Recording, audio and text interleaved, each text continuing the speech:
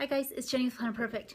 Today I'm going to give you just some juicy little segments of my book, Planner Perfect, A Fresh Idea in Organizing Your Life, which is on Kindle at Amazon.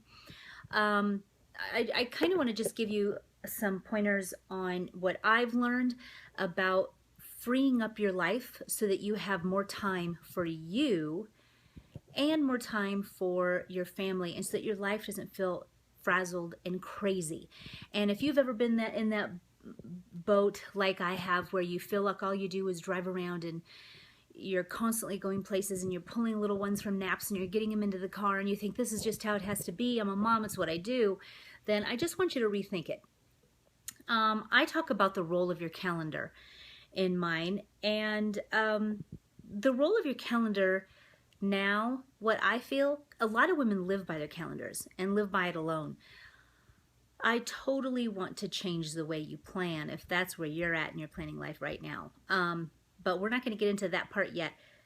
I want you to take a different look. Your calendar is going to take more of a backseat. It's going to, yes, hold your appointments and some of your activities and such, but write your important dates on your calendar, but don't be tempted to overbook yourself.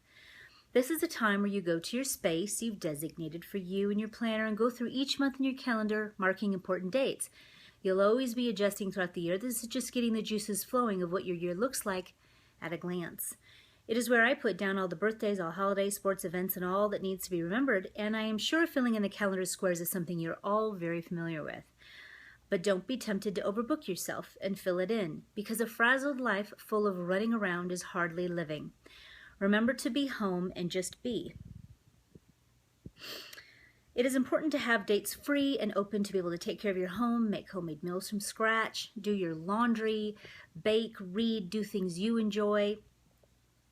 In other words, fall in love with being a domestic goddess. It is simply divine. Having free time also makes room for spontaneity, such as a friend calling to go out to lunch or going to a fun movie with your kids.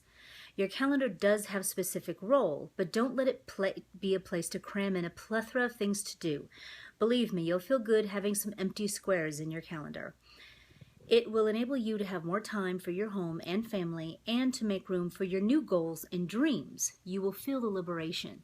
So I want you to just, when you start your whole fall year with your kids going back to school or your homeschooling, I want you to really be cautious about overbooking yourself. And that's why I am really for writing down mission statements, one for your family and one for you personally. That way, when things come up or too many things come up for your family or for you, you'll know when to say no and when to say yes if it doesn't align with your mission statement. So if you already know ahead of time how many activities you can pull off without being stressed, then, for your family, then you'll already know ahead of time, yes or no, you can't do this, or let's do this at a different time or a different month. So, and then for you personally, you'll know if you've got a mission statement and you know where you're headed personally, then you'll also know what to say no to for volunteering or for a church and friends and book clubs and such like that. Even you'll know when to say yes and when you can say no according to where you're headed and what time you need to fulfill what your goals are. So anyway, I wanted to also read a new book that I've been reading. It's called The Fringe Hours, and I'm really in love with it. She just speaks to my heart completely. And let me tell you something that she said, you don't have to do it all. And isn't that the truth? I think sometimes as moms, we think we can do absolutely everything.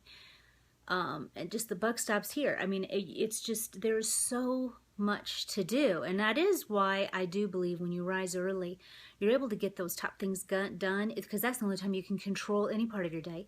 And when you get that done, then you're able to focus. You're ready for all of it to hit you and for all of the what life brings. It's almost like you got your armor on and you're ready and you've already got it started and you're ahead of it and you're in control of it. So I truly believe in rising early. I do, and before anyone else. That way you get ahead on what you want personally and your family. You've kind of got the best of both worlds. She says, we must refuse to allow our calendars to control us. This is a major shift in thinking for most women today. In Laura Stack's book, What to Do When There's Too Much to Do, she makes the case by reducing your task, you are more efficient and achieve better results.